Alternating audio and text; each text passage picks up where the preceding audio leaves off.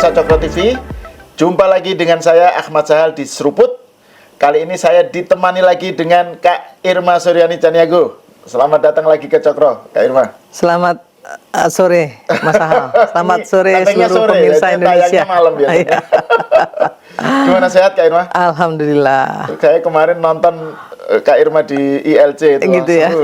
Kita kan masih membahas soal pilkada ini. Iya. Masih rame dan ya ini dari segi penyelenggaraan termasuk sukses ya. Begitu banyak pilkada se-Indonesia itu besar banget dari segi jumlahnya ya. Dan ternyata lancar gitu ya, dan hasilnya kita tahu Banteng sebagian besar rontok ya, kecuali di DKI ini dan di Bali gitu. Nah, yang menarik itu narasi misalnya Bu Mega atau sejumlah elit PDIP itu bilang bahwa kekalahan Banteng di Jawa Tengah, di Jawa Barat, dan di beberapa tempat lain provinsi-provinsi strategis itu karena ada kecurangan, karena nggak fair.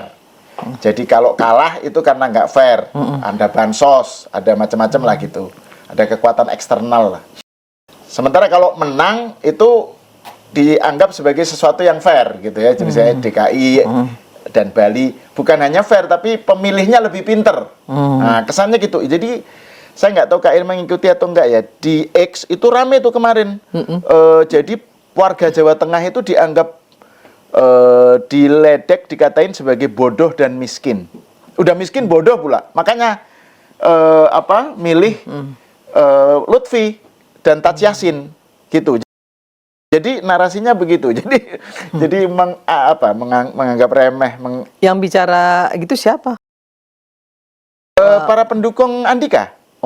Di X, terutama X. Wow, itu masif beberapa hari setelah pilkada ya. Jadi Jawa Tengah itu bodoh dan miskin gitu. Makanya mereka salah pilih gitu loh. Terpengaruh Mulyono gitu kira-kira gitu. Nah, itu narasi-narasi semacam itu yang muncul. Nah, Kak Irma kan kemarin di IRC bilang bahwa kuncinya justru strategi dan ketokohan. Jadi sesuatu yang sifatnya lebih terkait dengan permainannya itu sendiri lah ya, di pertarungannya sendiri di lapangan. Nah, saya ingin Kak Irma mengelaborasi lagi soal itu. Jadi pandangan Kak Irma tentang hasil pilkada, terus poin-poin yang Kak Irma sampaikan itu.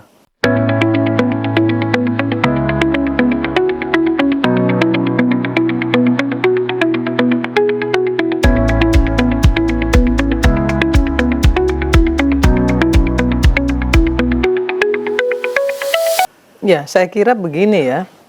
Kita bisa melihat tolok ukur ya. Pilkada kita di 2024 ini ya berjalan sangat baik, sangat lancar, aman. Ya. Nah, kalau ada kecurangan misalnya, pasti akan ribut. Oh no. Itu satu tolok ukurnya.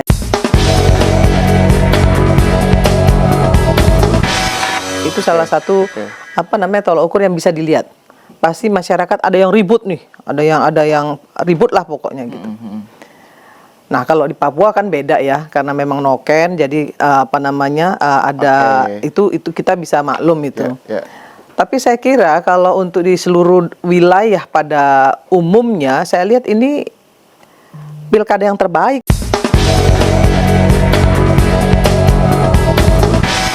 Menurut saya, pilkada yang menurut saya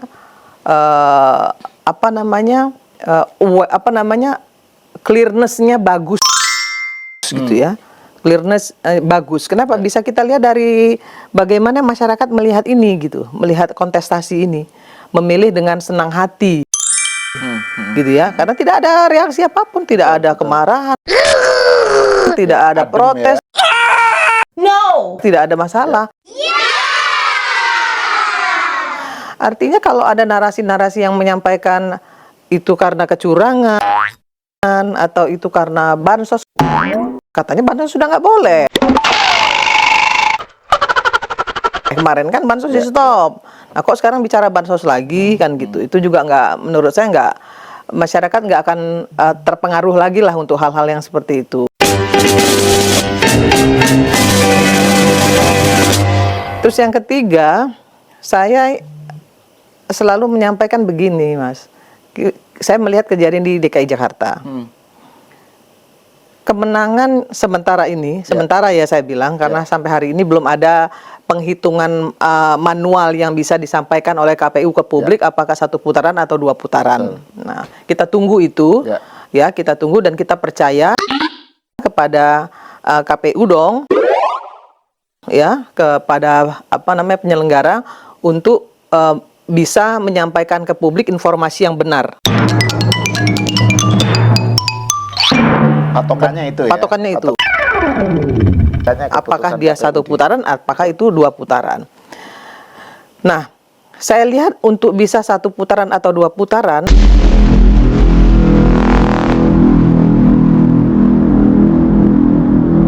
hari ini di DKI Jakarta itu karena kepiawaian dari masing-masing calon untuk mengambil hati rakyat, ya toh, untuk menyampaikan program ya kerja dan strategi-strategi bagaimana mereka bisa membuat Jakarta ini ke depan itu menjadi lebih baik. Strategi politiknya Rano dan Mas Pram yang menurut saya bagus, ya karena faktanya sampai hari ini mereka unggul. Betul, betul. Nah itu yang harus dilihat, bukan karena si A, si B, si C, si D gitu. Kalau endorse, nah gini, kalau endorse itu saya rasa wajar, ya. Seluruh kontestasi di dunia, nah itu melakukan endorsement. Contoh, ya Amerika lah, misalnya Trump ada endorse dari Elon Musk, ya. Kemudian Kamala Harris juga ada endorse dari yang mana gitu. Saya kira dari Obama. Iya, nggak ada masalah gitu. Dulu Hillary kan Obama bahkan ikut kampanye untuk Hillary. Betul. Nah, saya kira hal-hal seperti itu jangan lagi dijadikan alat untuk membuat gaduh, gitu ya. Jadi menurut saya kalau ya kalah, ya kita gentle mengatakan bahwa memang kita kalah.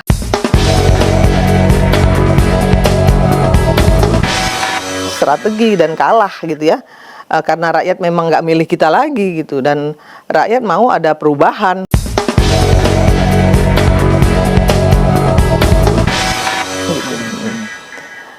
Tapi bukan soal gerakan perubahan ya. Nanti larinya ke sana semua ya. Jadi seolah-olah gini loh, saya kadang-kadang juga agak-agak kesel juga gitu ya, seolah-olah gerakan perubahan tuh punya siapa gitu Anies, ya, punya Anies. Gitu. Loh, saya tuh gerakan perubahan itu punya Surya Paloh loh. Ya kan? Malah justru ya. Iya, Restorasi Indonesia itu punya Surya Paloh. Pak Surya Paloh yang memiliki gerakan perubahan itu gitu ya. Jadi saya kadang-kadang kesel juga ngeliat orang-orang bicara restorasi Indonesia, ya. Karena itulah juga kemudian Pak Surya secara gentle menyampaikan kepada publik ketika misalnya calon yang kita dukung kalah, ya kita sampaikan dengan hormat bahwa kita mendukung pemerintahan yang menang, kan seperti itu. Nah, harusnya sikap-sikap seperti itu yang ditampilkan ke publik, disampaikan ke publik gitu ya, sebagai seorang negarawan gitu.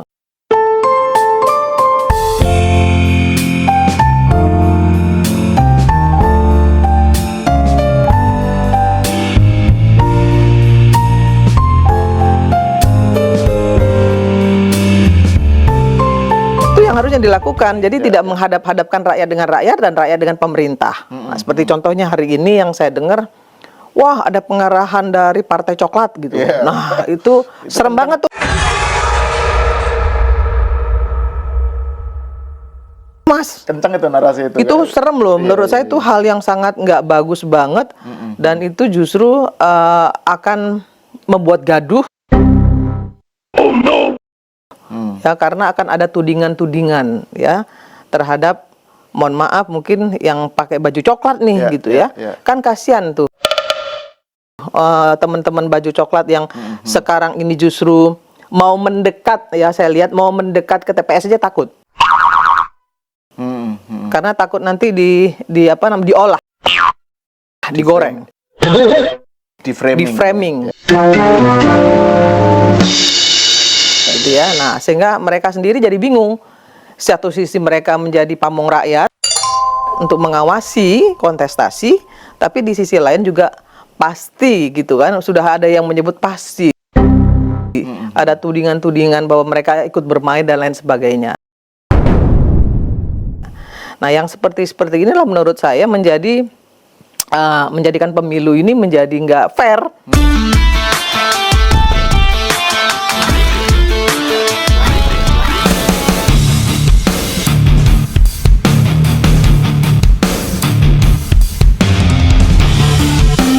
Ya, bukan nggak fair untuk pemerintah, tapi nggak fair untuk orang yang selalu nggak pernah mau menerima kekalahan gitu.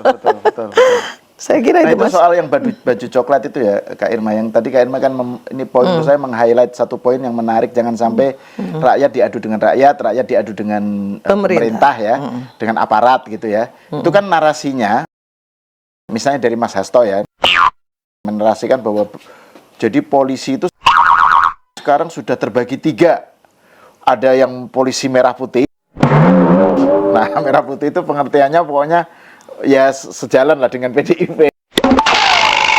Gitu dari segi ininya haluannya. Kemudian polisi yang sudah dikuasai atau dikendalikan oleh Pak Jokowi, oleh Raja Jawa. Gitu ya. Istilahnya Hasto ini. Dan pemerintah gitu, Prabowo tentu saja itu mereka lah yang dikendalikan untuk memenangkan calon Kim Plus gitu. Kemudian ada polisi yang abu-abu, nggak jelas. Nah itu kan kemudian menjadikan polisi juga seakan-akan dibelah-belah gitu loh, kayak memecah belah polisi. Gitu. Ya, jadi itu yang poin yang menurut saya itu juga sesuatu yang narasi yang nggak bagus gitu loh. Nah kalau menurut Kak Irma tadi ya kembali ke soal bahwa faktor utama itu adalah strategi dan ketokohan gitu ya. Nah, saya mau kembali ke soal narasi itu kan tuduhan-tuduhannya itu kan kalau kalah calonnya kalah curang. itu dicurangi. Terus ada endorsement. Nah, endorsement Pak Jokowi cawe-cawe di Jawa Tengah dan lain-lain. Terus bansos dan seterusnya. Sementara kalau menang itu diem aja gitu ya. Seakan-akan itu fair gitu. Nah, Kak Irma melihat itu gimana narasi semacam itu? Ya karena nggak siap gini loh Mas ya, harusnya partai politik manapun itu siap menang dan harus juga siap kalah. Ya, bagaimana mereka mampu gitu ya mendorong tokoh yang memang disukai oleh publik, yang memang dipercayai oleh publik, itu yang pertama. Yang kedua, strategi politiknya. Nah, yang ketiga, bagaimana kemudian partai pendukungnya ini mampu menjaga kondusivitas. Karena hari ini tuh masyarakat udah nggak mau lagi. Gitu ya, ada keributan-keributan itu masyarakat udah nggak mau. Kenapa? Karena mohon maaf, ekonomi dunia sekarang tidak baik-baik saja. Ekonomi kita pun sama. Seluruh dunia loh, bukan hanya di Indonesia. Nah, sekarang masyarakat ingin meminta Pak Prabowo Gibran, ya kan, membuktikan hasil kerjanya untuk kemaslahatan masyarakat. Itu yang ditunggu rakyat.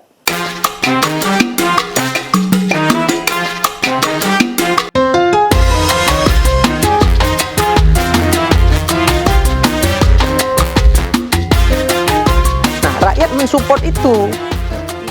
Rakyat nih percaya nih. Ya, percaya dan menunggu itu. Dan itu kan yang harus dibuktikan oleh pemerintah. Nah, ya kita tunggu. Nggak bisa hanya 100 hari kerja. Nggak bisa. Ya, 100 hari kerja itu baru beresin buku-buku gitu loh ya. Belum bisa dilihat dari situ. Nah, itu yang kedua. Yang ketiga, kalau yang keluar, ya, kalau yang keluar dari satu partai, entah partai manapun gitu, makanya Nasdem sendiri selalu berhati-hati dalam mengeluarkan statement. Itu jangan sampai menghina jangan sampai membuat masyarakat itu tercederai, gitu ya.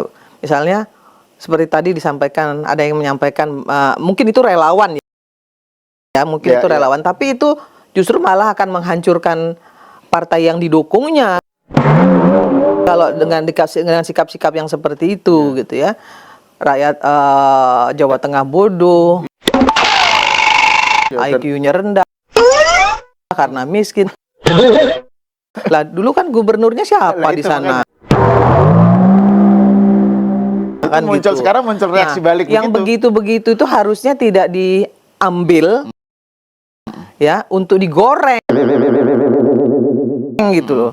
Kalau itu diambil untuk digoreng justru malah kontraproduktif gitu. Ya saya kira kita sama-sama tahu ya, kalau saya sebagai pelaku ya, salah satu caleg yang betul-betul memang berjuang ketika pileg kemarin, saya tahu persis Mas mainnya seperti apa, beceknya lapangan kayak apa gitu ya. Bahwa semua partai punya saksi, bahwa semua partai juga melakukan strategi politik yang sama gitu ya. Jadi jangan ngomong si A curang, si B enggak gitu. Kalau mau dibilang Mas, semua curang. Oh my gosh! Bisa juga semua nggak curang Ya, gitu. betul. Tergantung dari sisi mana kita memandang gitu. Ya misalnya tadi yang Kak Irma sebutkan sebelum kita tapping, yang misalnya bansos ya, kan bansos dari atas itu, terus kemudian kan ketika di gubernur, di wali kota, di apa kan, partainya beda-beda gitu ya. Makanya saya mau sampein ini ya sama masyarakat supaya masyarakat paham ya. Ya. Bansos itu kan ada di, nggak cuman ada di Kemensos. Ya, anggaran bansos itu ada di banyak kementerian. Namanya Perlinsos sebenarnya. Oke, Perlindungan sosial. Oke. Ya. Nah, ada yang berbentuk sembako, ada yang berbentuk subsidi BBM, ada yang berbentuk subsidi pupuk, ya kan? Ada yang berbentuk subsidi listrik, ada yang berbentuk misalnya kalau PUPR itu ada yang berbentuk bedah rumah, kemudian jamban sehat dari Kementerian Kesehatan, itu termasuk bagian dari yang namanya Perlinsos. Itu bansos juga. Ya. Nah, jadi yang dipikirin oleh orang-orang yang belum paham apa itu sebenarnya bansos gitu ya, dipikir cuman yang sembako itu aja gitu. Sehingga ketika presiden misalnya membagikan sembako langsung dituding gitu kan. Nah, padahal presiden memang punya nomenklatur, memang punya anggaran untuk bansos.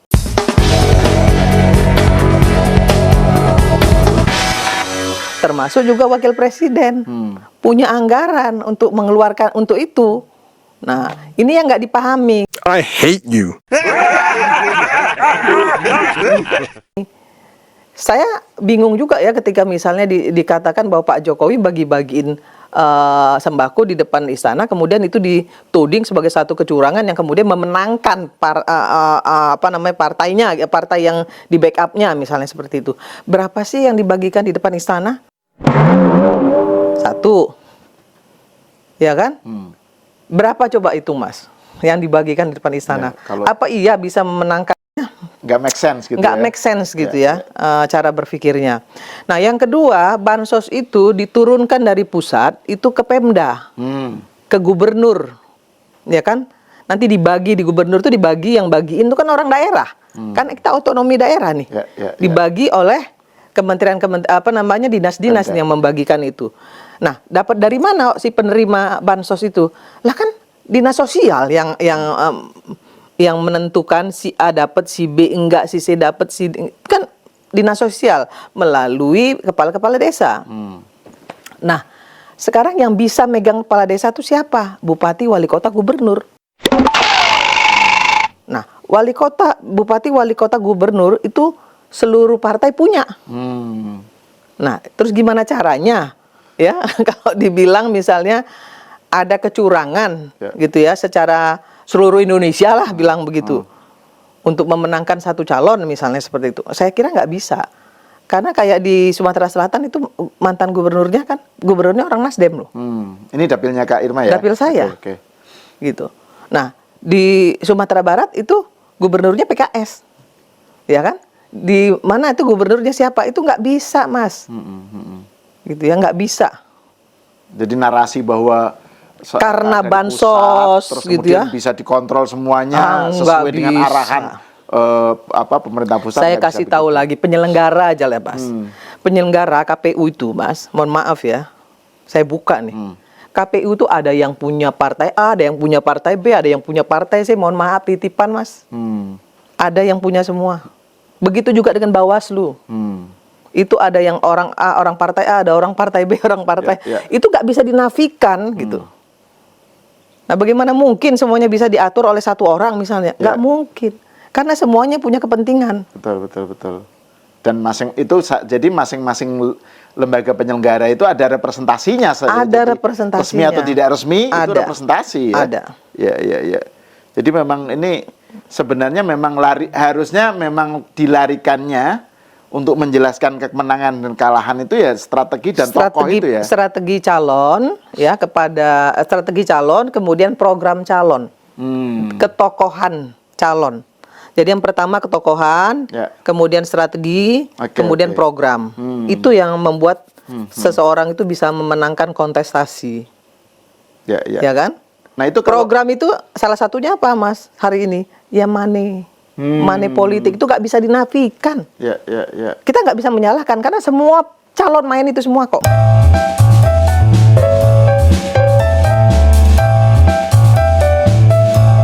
Jakarta itu Pak Jokowi tidak terlalu kelihatan dan ternyata Kim Plus kalah gitu. Nah, catatan Kak Irma gimana? Saya kira kita harus mengakui secara terhormat bahwa pengaruh Pak Jokowi itu masih besar. Kita harus akui itu. Jadi bagaimana keberpihakan Pak Jokowi terhadap calon itu masih mempengaruhi tingkat kemenangan calon. Contohnya adalah ya, Gubernur Sumatera Selatan itu Nasdem, didukung oleh PSI, didukung oleh PSI, Nasdem, Demokrat. Tapi beliau sowan ke Pak Jokowi sebelum pileg, sebelum pilkada, minta dukungan, minta support. Terbukti loh, 70% loh menang. Ya, karena foto ketika dia bertemu Pak Jokowi, kemudian ketika itu kan di pas betul. ya, benar-benar dimanfaatkan secara maksimal gitu medsosnya gitu. Dan saya yakin itu juga yang menyebabkan dia menang sampai sebesar itu. Ya mau nggak mau ya, suka nggak suka gitu ya. Saya melihatnya makanya saya bilang dulu, mohon maaf, Rocky Gerung bilang besok kalau Pak Jokowi itulah lengser, siapa yang mau lihat dia, siapa yang mengundang dia, siapa yang mau begini kan gitu. Kita bisa buktikan sampai hari ini gitu ya, dia bukan bebek lumpuh gitu ya, malah justru orang kemanapun dia pergi orang masih cium tangan gitu ya, masih berhubungi, masih minta foto, masih segala macam lah gitu, masih mengeluh-elukan lah sampai hari ini gitu.